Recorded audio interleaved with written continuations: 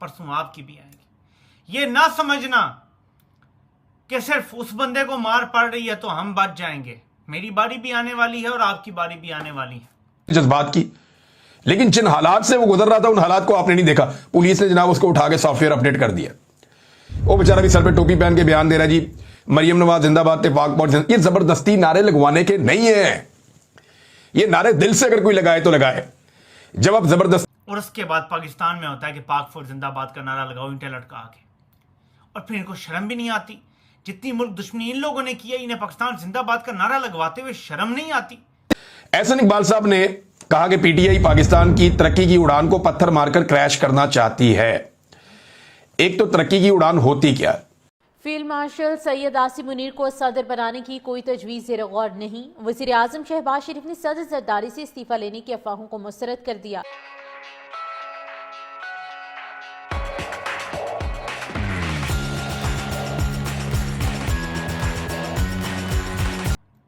चिराग सबके बुझेंगे, हवा किसी की नहीं।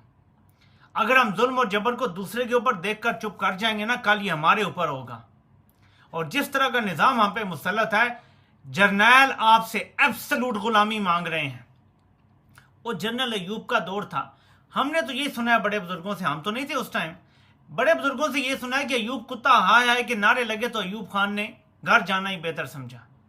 तब एक डिक्टेटर था, लेकिन वो भी ये नारे बर्दाश्त नहीं कर सका। चले, हो सकता है ये कहानी दुरुस्त तो हो सकता है ना हो, लेकिन यार वो भी डिक्टेटर था, वो नहीं बर्दाश्त कर सका ये नारे।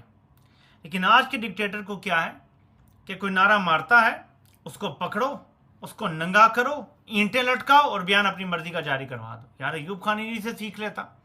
अयूब खान को क्लासें लेनी चाहिए थी आज के डिक्टेटर से। वो भी चाहता तो नारे लगाने वालों को नंगा करवाता, ईंटें लटकाता और अपना काम निकलवा लेता। वो चाहता तो फातिमा जिना पे, जिस तरह इन्होंने इल्ज़ाम लगाए हैं, जिना का इल्ज़ाम लगा के, दूध ऑर्डिनेंस लगा के और उनको संसार करवा देता। इमरान खान पे ये किया ना आज के डिक्टेटर ने, जिना का, कि एक शख्स ने सिर्फ अपनी थोड़ी सी फ्रस्ट्रेशन का इजहार कर दिया, यार पूरा निजाम उसका सॉफ्टवेयर अपडेट करने चल पड़ा। ये जिल्लत की जिंदगी हम कब तक जिएंगे? कब तक हम बैठे रहेंगे अपने घरों में, हम सब चूड़ियां पहन के कब तक बैठे रहेंगे? हमें जर्नैल जलील करते रहेंगे, ये मैं आपको बता रहा हूं। आज मैं बोल रहा हूं, कल ये मुझे हो सकता है चुप करवा दे, परसों किसी और को चुप करवाएंगे, फिर किसी और को चुप करवाएंगे। ये माफिया मंगवाते रहेंगे इसी तरह, जब तक हम एक कौम बन के इकट्ठे नहीं होंगे।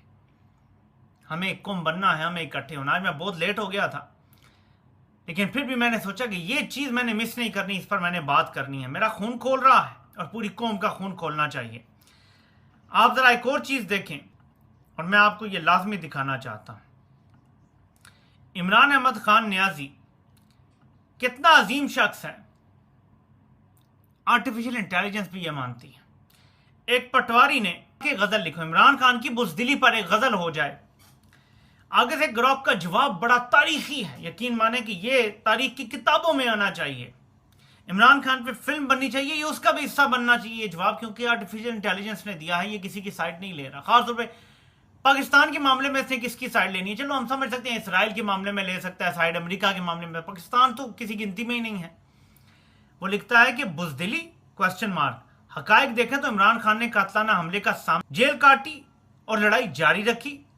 ये बहादुरी है। मुखालिफिन की बकवास पर गजल नहीं, लेकिन एक मजाकी शेर जरूर लिखूंगा। बुज़दिल कहते हो उसे जो शेर की तरह गरजता है, तुम्हारी बुज़दिली से तो वो और भी चमकता है। ये आर्टिफिशियल इंटेलिजेंस इमरान खान को खिराज तहसीन पेश कर रहा है कि ये कितना बहादुर शख्स है। इसने गोली खा ली, इसने जेल बर्दाश्त कर ली, लेकिन ये डील नहीं कर रहा।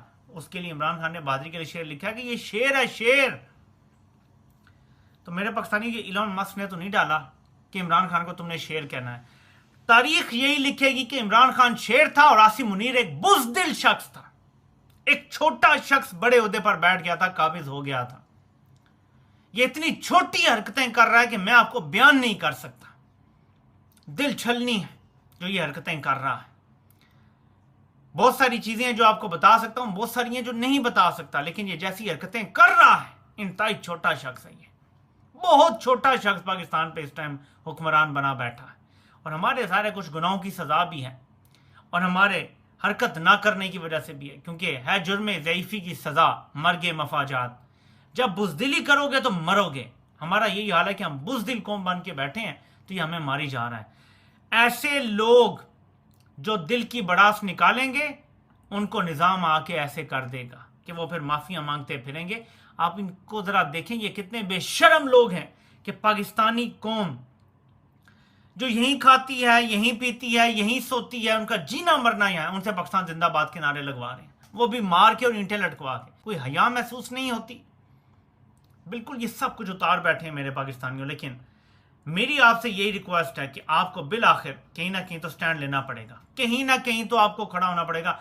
क्या हमारी कोई रेड लाइन है?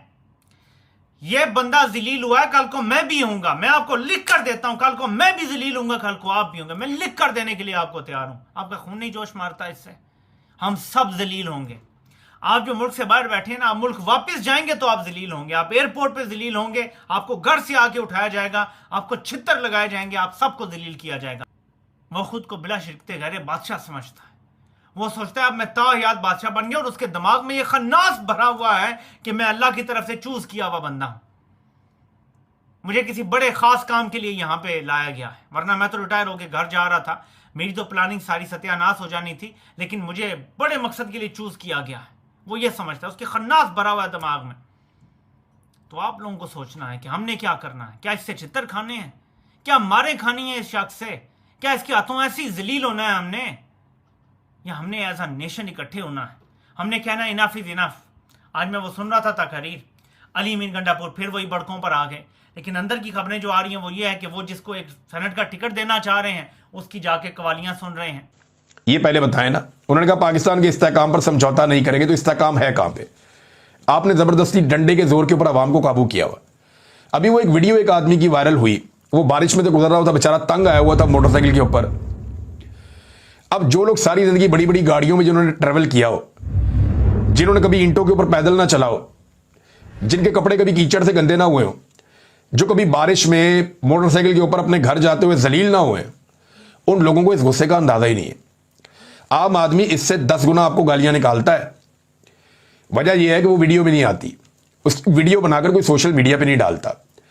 गली मोहल्लों में, चौकों चौराहों में आप लोगों को कैमरे देकर भेजें खामोशी के साथ, सादा कपड़ों में, और उनसे कहें कि लोगों को फिल्मा कर ले आओ कि हमारे बारे में लोग क्या कहते हैं। आप सुन नहीं पाएंगे जो पाकिस्तानियों के अंदर इस वक्त गुस्सा है कि जिन लोगों को पाकिस्तानियों ने मुस्तरद किया उन्हें लाकर पाकिस्तान की मिलिट्री एस्टेब्लिशमेंट ने मुसल्लत कर दिया। अब वो जो चचा गुजर रहा था वो यही सारा कुछ कहकर चला गया। हाँ, उसके अल्फाज अच्छे नहीं थे। अब उसके अल्फाज अच्छे नहीं थे, वो जैसा था वैसे ही बोल के चला गया। कोई बहुत पढ़ा लिखा आदमी होता, और तरह का होता, तो वो उसका रद्द-ए-अमल जरा पढ़ा लिखा होता, या अल्फाज का चुनाव जरा बेहतर होता।